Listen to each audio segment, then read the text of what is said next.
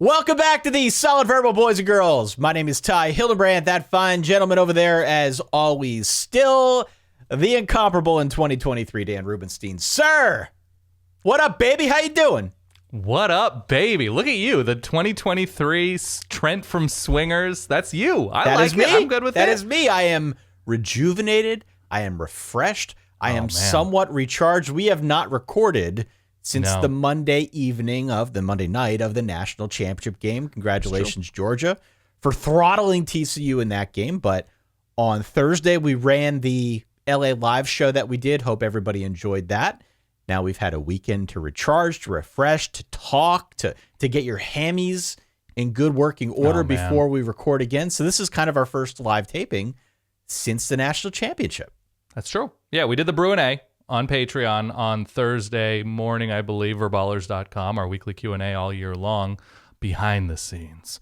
Life is good. Ty, life is good. I am very excited to dive into all of these changes across the sport, the coaching transfer portal, as it were. That's sort of where we're going to focus today, that and some other news.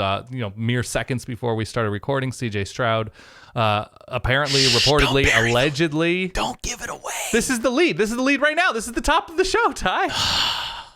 C.J. Stroud declared for the NFL draft, as he should have. That was not a surprise. That was not an insane shocker. So I always like this season because there is a scramble at the top of the sport, or at every level of the sport, whether it's guys jumping down from bigger programs or jumping up to bigger programs. There's a scramble to figure out how everybody fits in and what our just gut reaction is at news that we won't know the meaning of until September. Don't forget to go on out to verballers.com. That is where you can get access to Patreon, our Discord, which continues to teem with life. Yes. Even in this young off season, we'd invite you, if you're a college football fan, if you like the show, come on out, join the Discord, join the Patreon community. You get access to all sorts of perks. You can just check the page at verballers.com if you're interested in what we have to offer. But folks who subscribe to the Patreon get the show a little bit early. You can watch as we record this show. We did a little bit of a riff beforehand talking about some Solid Verbal related stuff, our studios. Sure. So we will continue to do that all throughout the long, cold, deep, dark months of the off season. Verballers.com. Yeah. Shall we get into news? I'm ready. We do have breaking news. Oh, you're bringing back that voice. Bringing back that voice. What is break? There's lots that's breaking. Yeah. There's a lot that's going on. You stole my thunder, man. You stole my thunder. What I'm trying to do, Ty, I'm throwing morsels of college football out as we begin our show with nonsense. I want people to understand the direction we're going into. So I'm laying down Reese's Pieces, informational Reese's Pieces, not a sponsor could be, for the people who have tuned in to know the direction we're going. About 3 hours ago, so we're recording this around lunchtime Eastern on Monday, and about 3 hours ago, Brian Schottenstein, who, as I understand, it's the big wig who's got the money and has some power with respect to the Ohio State Collective. I'm probably botching that. Email solidverbal@gmail.com if I got it wrong. Nonetheless, he seems to be a pretty influential guy. He tweeted out earlier this morning that he's got some big news today. Everyone, I guess, jumped to conclusions that this could only mean C.J. Stroud, noted Ohio State quarterback, projected top 5 pick, would be staying. There's been a lot of smoke on the fact that perhaps somebody with money would swoop in with an NIL deal, would keep C.J. Stroud, in Columbus for another season. Obviously, that would have huge ramifications for the Ohio State football program, right? Bringing this guy back. Look, we can debate the merits of whether or not you want him as your quarterback if you're picking in the top 5, but all that aside, still a pretty damn good quarterback for Ohio State. News broke here just before we went on air. Shout out to Aaron, who listens, who was just joining us here in our live stream for calling it out to us before we hit record. C.J. Stroud declared now for the NFL draft. So that saga is presumably over. I don't think it comes as a huge surprise. Look, the guy's a top 5 pick. Ohio State's not going to have quite the offensive line next year that they had this season. He's probably guaranteed about $20 million, somewhere north of $20 million in bonus money provided he goes highly in the draft as many project. So this is not a huge surprise that C.J. Stroud would decide to go pro, but it does, I think, further highlight the ramifications of NIL. We'll talk about Jaden Rashada here momentarily, but NIL now weighing in on some of these key decisions. He waited until pretty much the last second to decide whether he's going to go to the NFL, whether he's going to stick around for an NIL deal, Dan. So we see these stories popping up more and more. I suspect before long in college football, we will have an instance where NIL is meaty enough to talk somebody back to college to stick around another year. I think to some extent that's probably already happened, but certainly Stroud would have been a high-profile get for the NIL collective. 4th round grade, right? A 4th round grade quarterback or something like, no, I'm being serious. Like the going rate for whatever it is, a top 5-ish NFL draft pick, I saw the number 15 million being thrown around. It's a terrible investment from a collective to spend that much money on a returning quarterback, no matter how good he is. C.J. Stroud has basically nothing left to prove as a college quarterback. You know, you go out on that sour note, losing to Michigan twice, obviously losing at the buzzer to Georgia on the missed field goal, but he shredded what we presume was the best and most talented defense in college football this year in what he did against Georgia in the playoff. He has nothing to prove. He has stopped getting better as a college quarterback. When you reach a certain age and you look excellent and you make it to New York for your Heisman ceremony, there's not a lot left to prove. Could he get better off platform? Of course. He's not a perfect quarterback, but I'd much rather roll the dice on getting a good NFL quarterback coach and getting time in that room, getting used to the speed of the NFL. No-brainer. It's an absolute no-brainer. I could see it in a rare instance of a 1st round grade NFL quarterback if he got hurt 3 games in and missed the entirety of the season. And like that's gnawing at him, leaving on a sour note. But yes, if you are a 3rd round, 4th round, if that grade comes back to you and you have an opportunity to improve that, whether it was because of health, whether it was because of all sorts of circumstances or whatever, and get paid $1 million, $2 million, whatever, something that seems more reasonable to my mind to spend on a quarterback, but whatever the market is, it is. I think that's where you'll see those decisions. And it's not just quarterback. It could be a safety. It could be a receiver, whatever. And their stock has improved, but maybe not to the point where they say, okay, this is where I really think I can go with another full year of development and tape. But C.J. Stroud, to me, far away, having nothing to do with him or the Ohio State program, it was always a no-brainer. It's a no-brainer move. I'm not crazy about C.J. Stroud as an NFL quarterback, and we can talk about that. Whatever. At some point as we get closer to the NFL draft, but that's a completely separate topic from whether or not he should. And in this case, certainly from a business standpoint, I mean, there's money on the table. And he's going to be a top 5 pick. Now is the time to go. So it was probably the right move for him, despite the fact that there was some smoke around whether or not NIL could find a way to talk him back to Columbus. You mentioned $15 million maybe being a bad investment for a collective. That dovetails nicely with the Jaden Rashada story at Florida. So for those who are playing along at home, wondering who is Jaden Rashada, how does he factor into this whole NIL debate? Jaden Rashada, 4-star quarterback out of California, Pittsburgh, California, the other Pittsburgh, the OG Pittsburgh for some. Jaden Rashada clearly had a rather notable recruitment. There were moments where it seemed as if he was going to go to Miami. Eventually, he goes to Florida. We've come to find out in the last few days that that is due in no small part to a proposed $13 million NIL deal between him and Gator Collective. Now, I say proposed because it seems as if that deal is on the rocks. In the process of falling through, perhaps Florida is trying to work things out to keep him on campus, but if reports are to be believed, he's trying to get out of his commitment to Florida, and it seems as if that whole situation is it's going south. It's not good. Yeah. So speaking of the power of NIL, $13 million, that number has been reported widely now by several different Edgar sources. Thompson, Yep, covers the Gators. It's not just been one source. There have been many folks who have reported $13 million as the number. It sounds as if they just sort of said, we don't want to do that anymore, and they stopped doing it, so potential lawsuits and things of that nature, but more to the duality of NIL, right? On one hand, with C.J. Stroud maybe talking a guy back, getting him to play another year. In this case with Rashada, it seems as if it's going to be enough to force him away from Florida and maybe go elsewhere. Yeah, and it speaks to the need, and I don't know what Jaden Rashada's representation specifically is, but to get things down on paper in such a specific way, these are when the payments start, this is what the penalty is, this, that kind of thing is going to become more and more of a reality. When we see active quarterbacks, we saw Drake May sign with, was it CAA? Yep. We've talked about this some, that players are going to protect themselves, recruits need to protect themselves, and the problem is we're dealing in this crazy gray area of it's not officially the institutions that these schools are playing for and becoming students at that are negotiating and making good on these deals. It's association, but not an exact involvement. So it's wild. And so you look at Twitter, you look at message boards, you look at the actually credible reporters, and it's a lot of different stories and rumors and innuendo of Florida allegedly, or people on behalf of the collective, whatever, saying this is not going to be the deal anymore ahead of signing day, that they gave him notice that the deal terms are changing. And I know you just can't do that in the business world without penalty.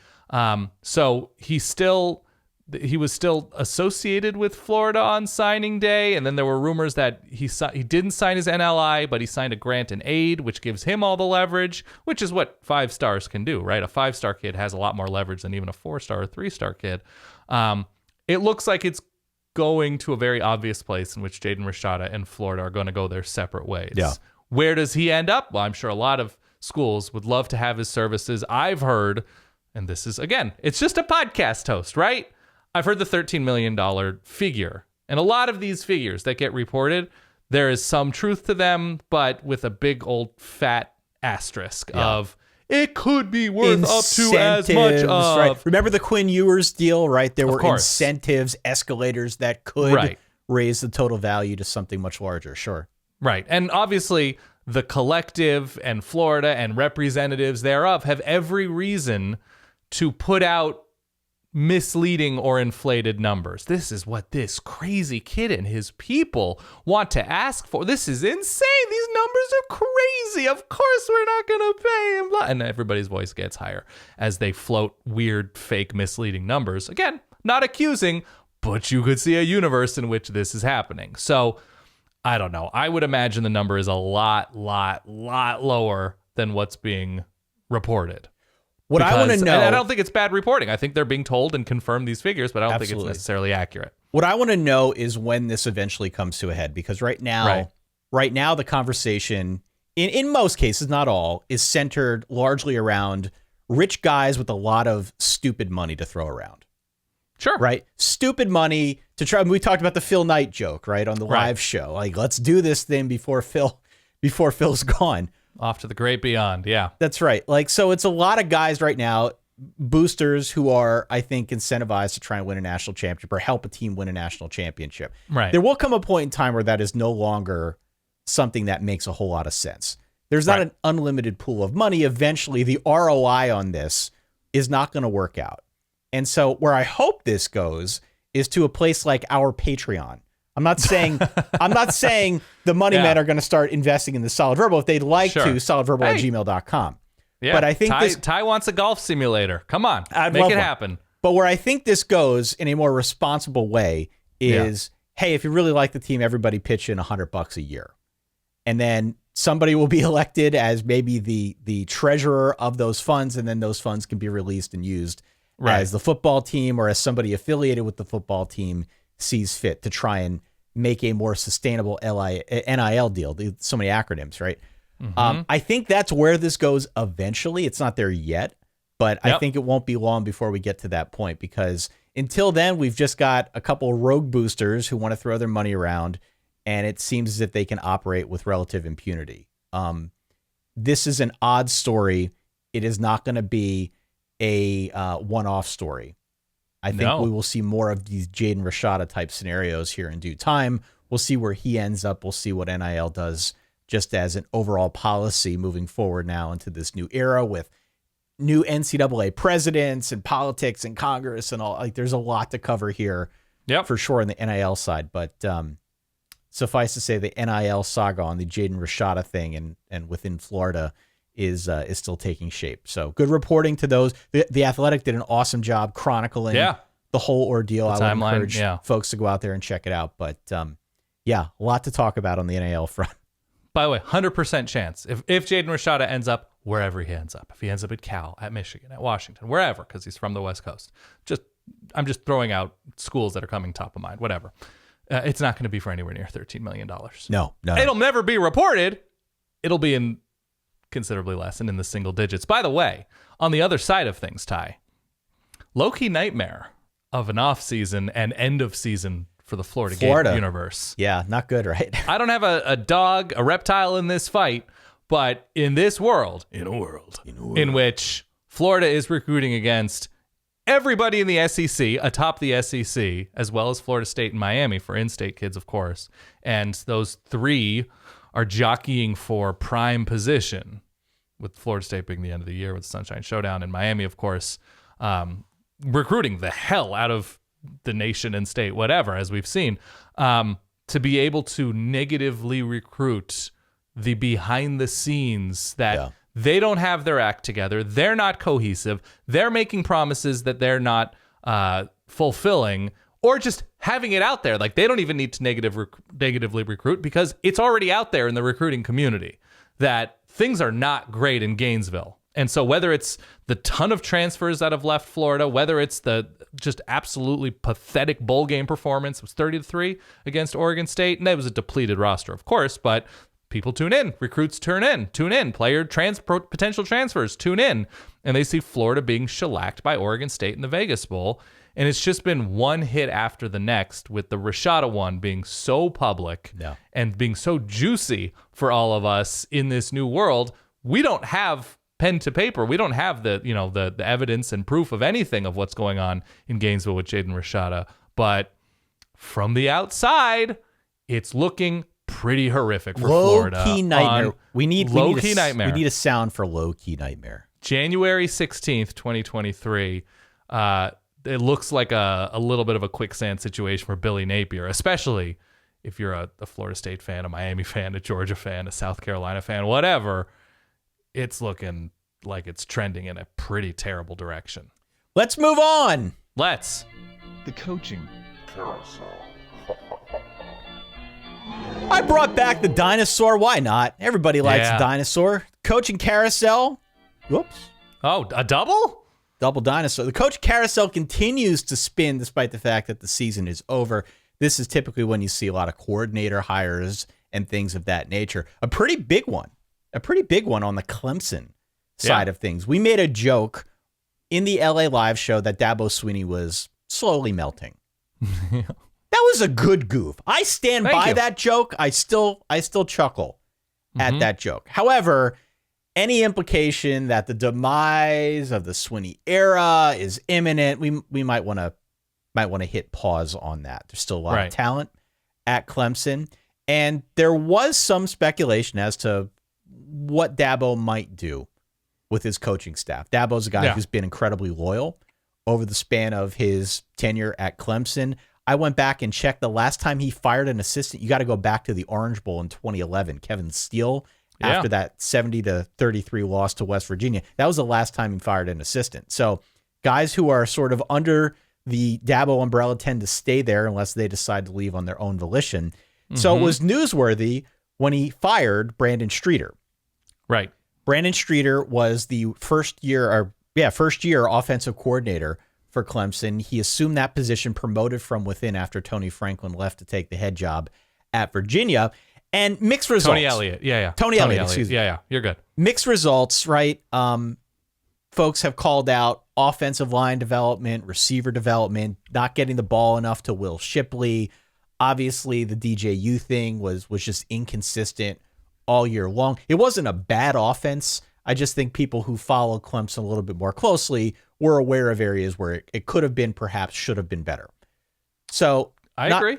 Not only the fact that he would fire Streeter, but now that he would hire Garrett Riley. Right. Garrett Riley, notably Lincoln Riley's younger brother, notably offensive coordinator for TCU, the second place TCU Horned Frogs this season, had a bit of a renaissance at offense, not just with Sonny Dykes, but also under the regime of Garrett Riley. Riley jumping ship, Riley going now over to Clemson. This is a big swing.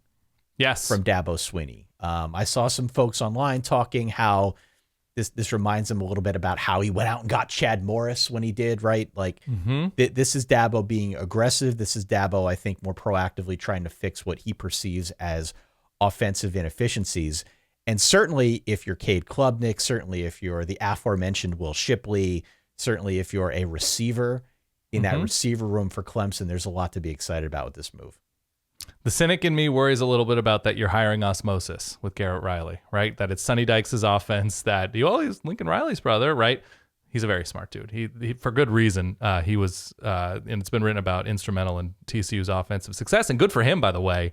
Capitalize on that sort of platform and stage that Max Duggan's leaving, TCU's offense is going to have some new personnel next year. So to jump on that opportunity with a clear quarterback of the future in Cade Klubnik for Clemson, and as you were talking about Clemson's offense this past year, 94th in explosive play rate, 94th nationally in explosive play rate, and a lot of that had to do with, as you mentioned, offensive line creativity, Will Shipley not getting the ball consistently necessarily, receiver development, which is very strange to stay with Clemson, giving Dabo's background, recruiting development, and having shining stars out wide at receiver and tight end.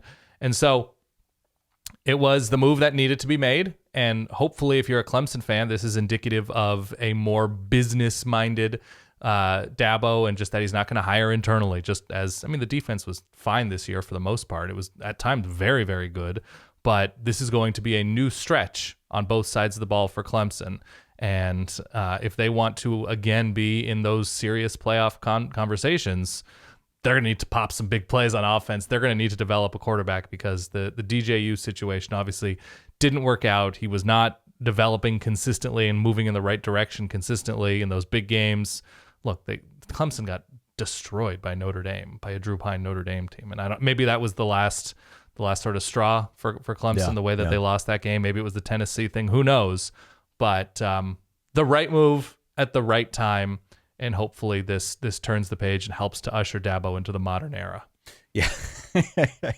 Still may be slowly melting for all we know, but could be. And Kendall Briles rumored TCU. I don't know if that's official, to take his spot from Arkansas. Yeah. Don't love that move, but he's a name that potentially could slide in there, and obviously has coached offense for a while, dating back to his time at Baylor. That's one of those names you got to float before you make official. You got to get the temperature float in the room. Let's just see what people think about Kendall Briles. Yep. Another big one here is Pete Golding, the defensive guy for Alabama, leaving for the same position at Ole Miss. I forget who it was. Somebody on Twitter posted that this is a move that makes two fan bases happy. Presumably, the Alabama contingent looking for a different solution at defensive coordinator. Ole Miss, I guess, happy about this move. I have not heard rumors. You immediately tweeted. He didn't tweet. I guess he sent it to me privately that Jim Leonard would be a nice fit for Alabama. He's the huge name out there. Obviously, he's received NFL interest in the past. I think the Packers tried to make a move at him last year. So he is the biggest fish, and has been the biggest fish from a defensive coordinator standpoint. At the time of this recording, don't know if he'll go to Alabama. Don't know where he's going to end up. Austin Armstrong was hired away from Southern Miss. That's right. I assume it's going to be for some sort of, I don't know if it's a associate head coach or co-DC type role. He is looked at as an up-and-coming defensive coordinator, kind of looked at as a like a maniac savant kind of. He's young. He's very young. But I did some research on him, and he's sort of very much seen as a shooting star in the defensive coaching world. So he's coming over to Alabama from Southern Miss, who they themselves took a really impressive step forward on defense this past year. So Nick Saban clearly looking at the landscape and looking at his roster and looking at the results the past few years, where Alabama has been and has put on the field some incredible offenses and developed some incredible offensive players and developed some incredible defensive players, notably, what we've seen from Will Anderson and Kool-Aid McKinstry and Dallas Turner. But the overall performance of this defense, and whether you're looking at being shelled by Hendon Hooker in Tennessee or losing the way they did to LSU, and just overall being the liability of the Alabama program, if there was one, there were one. I think if there were one. It was time. It was time. Pete Golding has never been, I would say, beloved in Tuscaloosa by Alabama fans. So With Ole Miss's defense taking a step back, to say the nicest thing I could possibly say about where they were this year, and I have it in front of me, Ty, 86th in rushing success rate defense, 106th in passing success rate defense, and their points per drive, 61st. So they went from promising under DJ Durkin, really improved, and took a pretty significant step back, especially the back half of the year. So hopefully Pete Golding is that answer, and everybody is happier for this transaction. Some other news on the coaching front. Ohio State promotes Brian Hartline to offensive coordinator. Dan, Brian Hartline, notable in the recruiting world, a dogged recruiter. So well-deserved for him to get this offensive coordinator job. I saw that Mississippi State has brought over the guy from App State, Kevin Barbay, to be its new offensive coordinator. I don't know if there are any other moves here that you'd want to shout out. No, just on the couple you mentioned. App State had a really impressive offense this year, and we saw it on a couple big stages. So I like that move for Mississippi State, as they're in a very difficult position as trying to sort of rebuild things on the fly after Mike Leach's passing and everything that goes, internally with the sort of grief that everybody's feeling there. And you're just like, well, you got to rebuild something. So I saw they've hired new personnel people, so hopefully that works out if you're a Mississippi State person.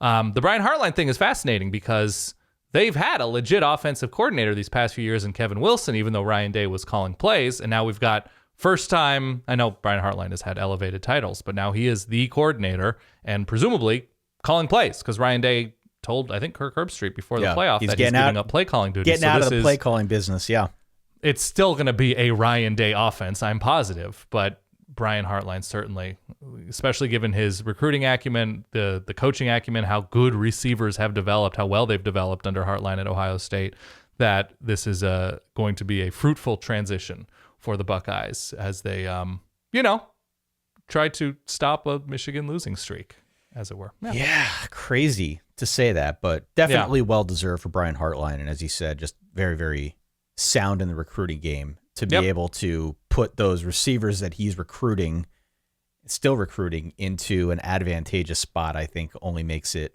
more likely that if you're a top receiver, you want to go to Ohio State.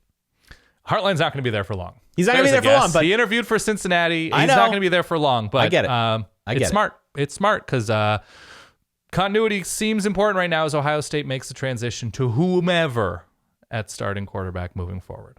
I did want to mention Derek Mason getting out of football for a while, announced that he's going on sabbatical, stepping away from coaching.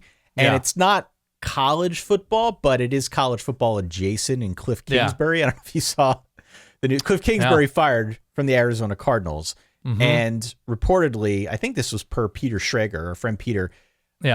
He bought a one-way ticket to Thailand that is not currently fielding other coaching interest at this time.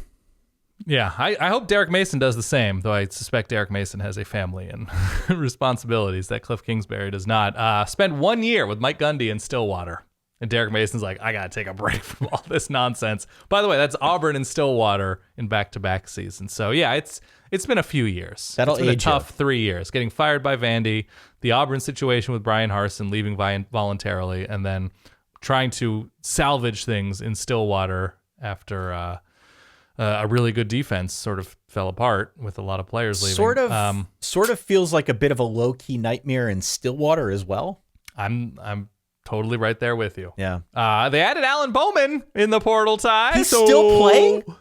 Alan Bowman, yeah. Oh, yeah. Oh, come on. You can't kill Alan Bowman's credit. I said credibility. His eligibility, it can't be killed. They've tried to kill him a couple times on the field. Oh my God. He's been hurt more than he's not healthy. Yeah. So he's been at Michigan the last couple of years. Yeah, it's good to see some of these guys. They're like, yep, I'm burnt out. I got to take a break. I have to give myself some time. Can we, speaking of that point. Yeah. Can I? You call me Schmoopy. You're Schmoopy. Yeah. Speaking of being burnt out, I'm burnt out with this Harbaugh footsies thing that he's playing with I guess the administration of Michigan. Yeah. So let's go back for a moment if we can. Jim Harbaugh announces via a statement that he enthusiastically expects to be coaching Michigan next season. But obviously things can change. Well, he said, what was it? It was nobody can predict the future. Nobody can predict the future, right? Yeah. That was it. Nobody can predict the future, but I expect to enthusiastically be coaching Michigan in 2023. So there was that. And then recently there was a comment from somebody at Michigan. President Chancellor Ono. Yeah, Santa right? Ono, right. Yeah. I am pleased to share, this is a tweet from January the 12th, pleased to share that I have been having very positive and constructive conversations with our athletic director and football coach. Ward Manuel and I both want to see Jim Harbaugh stay as the head football coach of the University of Michigan. Obviously. Won the Big Ten 2 years running, beat Ohio State 2 years running, went to the playoff 2 years running. Obviously, you'd like to have this guy back as football coach. I think that goes without saying. So then Jim Harbaugh announces via statement, quote, I am in full support of President Ono's message to our fans and appreciate his support of me and the team. Yeah. What is going on with this? Why are we weird. like, these are words that do not need to be said. I don't get it. Either sign an extension or don't. But the problem is NFL teams don't seem to want Jim Harbaugh. Right? That it seems to be a lot of one-way texts. It seems to be, there was the report, again, this is a report, that he was almost badgering the Carolina Panthers for an interview. Not one of us may have the ability to predict the future, but I have a pretty good sense of what Jim Harbaugh wants his future to be. And that's to be not the head coach of the Michigan Wolverines and to be on an NFL sideline, if that report is true. And there was the reported interest in the Broncos. And by the way, until recently, Jim Harbaugh didn't have an agent. He was his own mouthpiece. So when people are talking about reports, and like, that's Jim Harbaugh picking up his phone to text people where things stand with his brain. So we'll see what happens with Jim Harbaugh. If he wants to sign an extension, sign an extension. There were reports that there was one on the table that included more money and incentives and a bigger pool and more NIL contributions from certain people should he sign. And like, there were the promises that made, and then he didn't sign it. And then there were reports that some of that stuff was taken off the table and then it was put back on the table. I don't know, man. You talk about other schools negative recruiting against you. It's pretty easy at this point just because of the Harbaugh stuff. There's a lot to love about, if you're a recruit, going to Michigan and, you know, the amount of winning that's done. They're currently the premier program as the two-time champ in the Big Ten. They're the premier program in the Midwest and in the Big Ten, developing NFL stars, whatever. But Jim Harbaugh makes it very easy to recruit against Jim Harbaugh and the future of Michigan. If he, again, is putting out these flirtations and these one-way text messages a year after doing it and failing with the Vikings, there is something off at the top with Michigan right now. When we talked about Jim Harbaugh's interest with the Vikings a year ago, and when he came back, I think we still mentioned what seemingly was an interest from Harbaugh to go back to the pro game. Mm-hmm. And we had folks who were like, no. He's here. That's listen, in the past. Listen, it's in the past. Yeah. He's here to stay. He wants to be here. And now this. And now this. Now I am in full support of President Ono's message to our fans and appreciate his support of me and the team. That's why Twitter invented the like button. Just hit the like button. You don't need to tweet that out. You don't need to say that at all. It goes without saying. But here's where we're at. Jim Harbaugh wants to coach in the NFL again. At some point, somebody's going to take the bait. He desperately wants to coach in the NFL again. Eventually, somebody will take him back. Maybe it'll be this year. Maybe it'll be next. Yeah. But Jim Harbaugh is not getting any younger. I suspect he wants to win a Super Bowl. I suspect that's why all of this is happening. But weird circumstances, weird statements. It's just, PDAs. it's also, I don't get it. It's also kind of unprofessional that he could have an agent or he could have some sort of means by which he could say, I want to be an NFL coach to NFL teams, right? Without it becoming so public, right? That you could do a lot of this behind the scenes. That there is an NFL team that either has fired their coach that tells Harbaugh, if you want to come, we'll have you. And they handle things very cleanly behind the scenes. And there is that transition in January or whenever the Black Monday is in the NFL. Sure. But And then if that's not the case, Jim Harbaugh can, because it seems like he enjoys Twitter a good amount and enjoys posting things on his own behalf, can say 0% chance I'm in the NFL next year. And any time moving forward, I am recruiting and love hanging out with Michigan players, and I love this scene here. He could say that, but the fact remains, he doesn't have an accurate gauge, it seems, in his own brain about where NFL teams stand with him. And that, to me, is the problem. It's very strange. It's very different. And so, for the sake of Michigan people, I hope he stays there for a long time because he wins a crap ton of games. But to deal with this, like, it's becoming very Favre, right?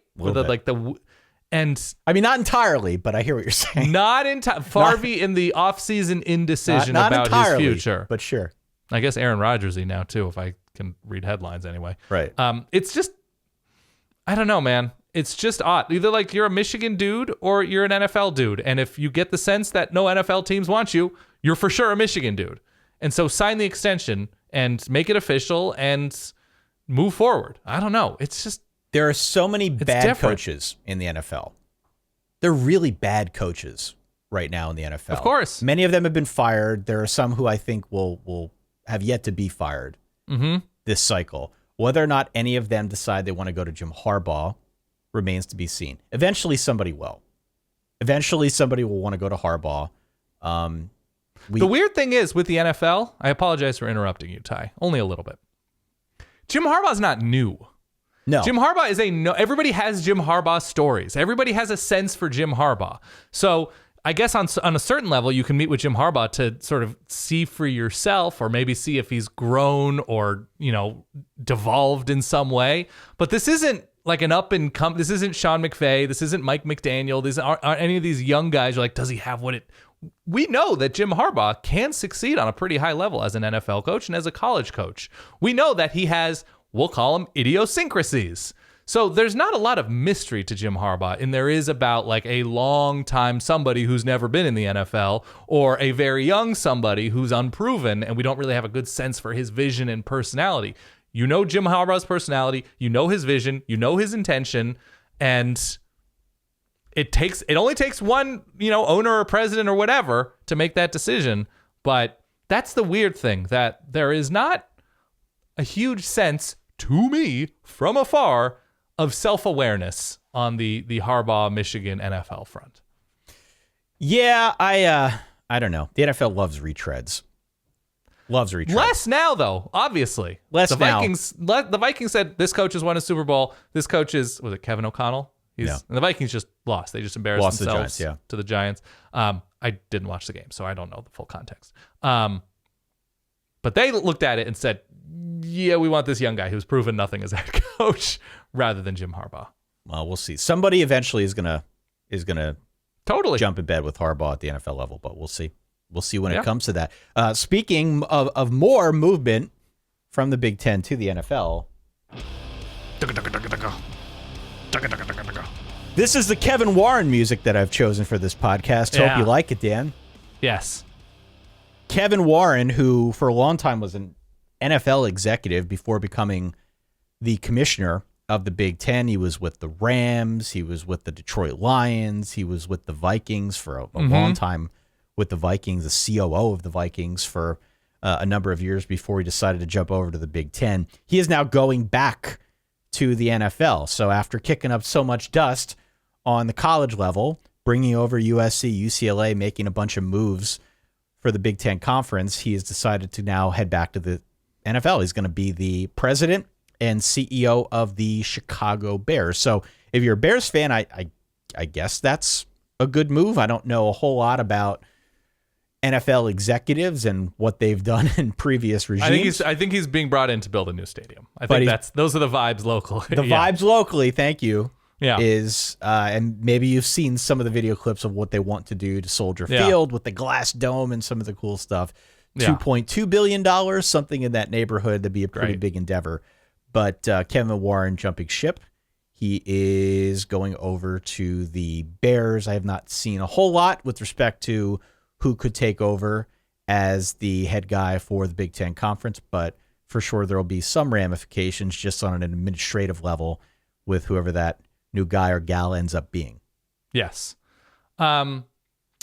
Commissioner always struck me, and maybe this is a me thing, always struck me as like not a short-term gig, right? No. That you take it with the intention. And now a lot of people seem to be pretty unhappy with the job, with certain things. You go back to the COVID year. The COVID year.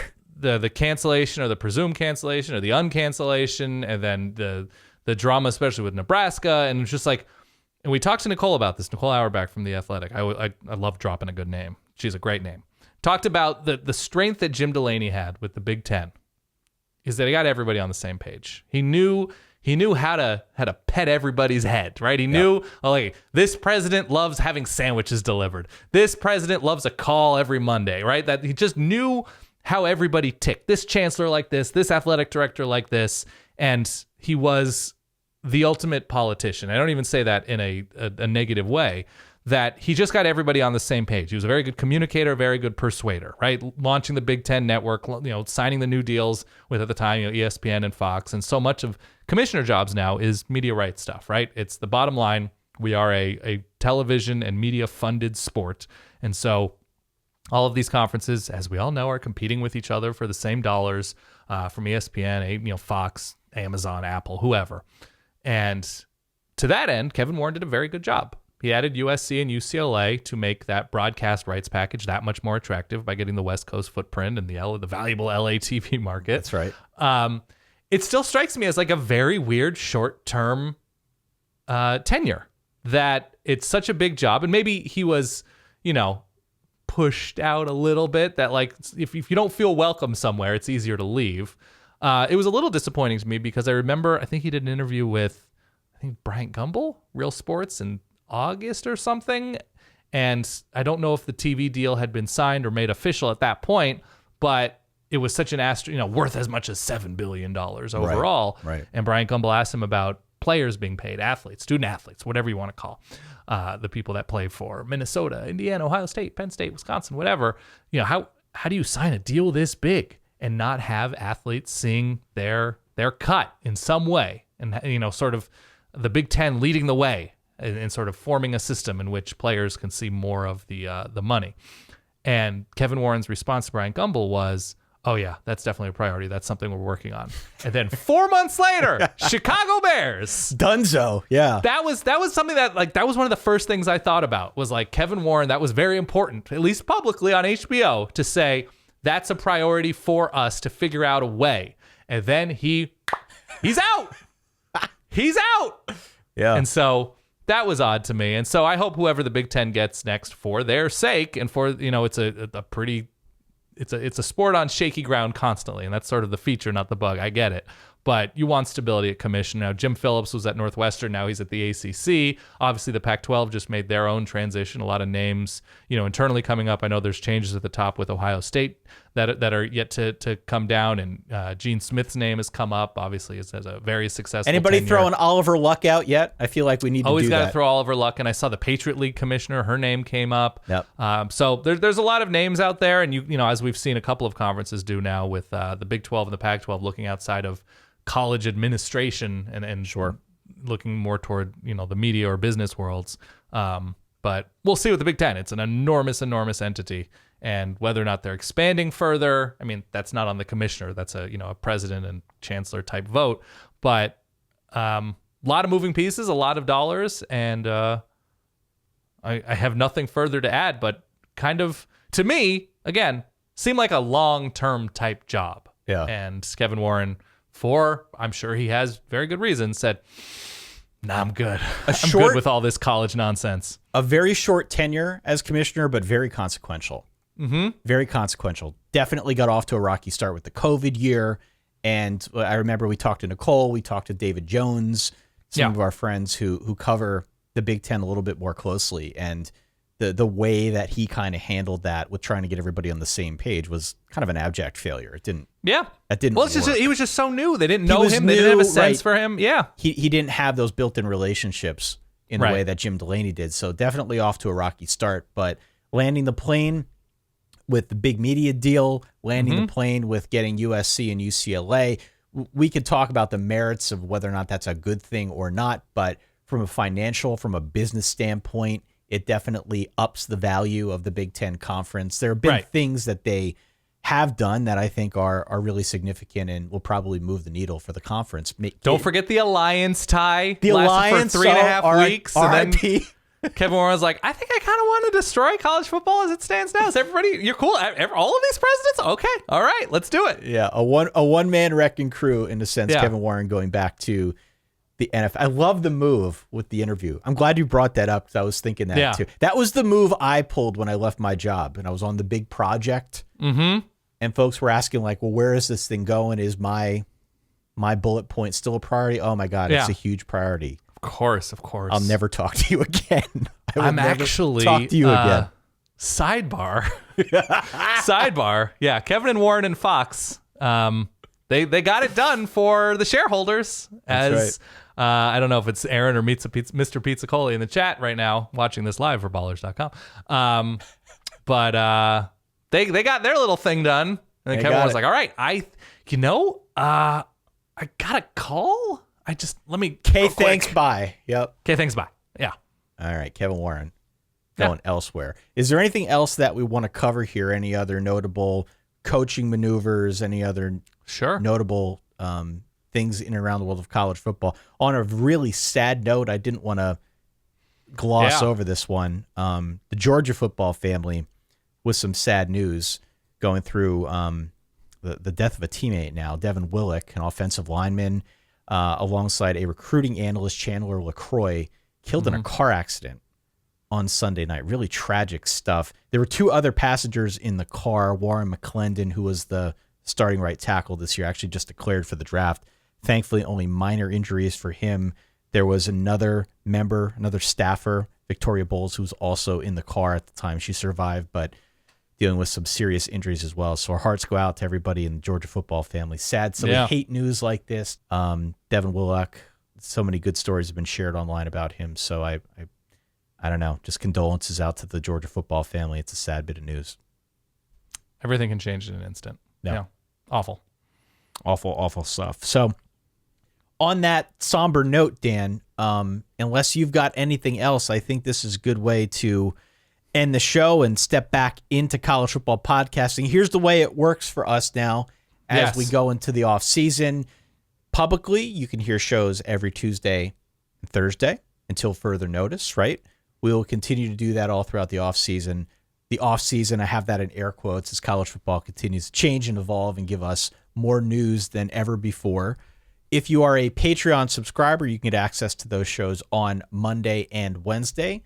In addition to that early access, you can also hop on Discord. You can also hop on and get access to our bonus Q&A, our Brew&A, as it's known in the Patreon for Ballerhood, which we drop every Thursday morning. You can watch that live. There's all sorts of other perks. If you're interested, go on out to verballers.com, verballers.com. But to answer the big question, the elephant in the room, yes, we will continue broadcasting throughout the offseason. Of course. We've done so for a decade plus running. We will continue to do that here. I cannot stress enough that even if you don't like me, even if you don't like my takes, even if you don't like the show all that much, consider verballers.com. Consider verballers.com. And I can't stress this enough. It's a terrific place. It's a terrific community. And most importantly, Ty needs a golf simulator. Fund Ty's golf simulator. Get that dude from Florida on the horn, man. Maybe, okay, here's what we'll do. If we raise enough money via Patreon the Verbal Collective? To afford, the Verbal Collective, for you to afford some sort of premium golf simulator, because you can't play golf in the winter in PA, poor you. Will you name specific holes or greens or turns or trees after people that contribute on Patreon? Oh, so sort of like the Eisenhower tree. Yeah, the Amen corner or whatever at the Masters. We'd be like, all right, this is the like Steve 42 bunker. Let me take a different turn. Let me take a different turn on this. Okay. You heard the dog before. Maybe you heard the dog. Maybe you did. Yeah. You heard the dog. If we're able to raise enough money, which we're not going to do this, by the way, but in a hypothetical universe where I was actually trying to crowdsource this, I would build a new state-of-the-art studio in my basement, and I would name various objects in the studio that people could see. Because I could drive down the street and get to a golf simulator. That's not the end of the world. I have access to one, but access to a state-of-the-art facility where I'm not sort of wedged in, that would be the move if I were raising money. I'm not raising money for this. Thank you. The kind verballerhood is gracious enough with Patreon, so we're good. This is where I beg the user Brent Prize Hog to donate voluntarily more money to have the new studio be named Brent Prize Hog Studio. Yeah. That's all. solidverbal.com is the website. Don't forget to follow along on social media, on YouTube, and of course, one more time, verballers.com, Dan. That's all we got for today. Hope your hamstrings do well the rest of the week. Yeah? Yeah, so far so good. We'll see. Right. I'm playing Wednesday, Thursday, Saturday, I think. For that guy over there, my good friend Dan Rubenstein, for myself, Ty Hildenbrandt. As always, thanks for downloading, listening, supporting the show. Stay warm. Stay solid. Peace.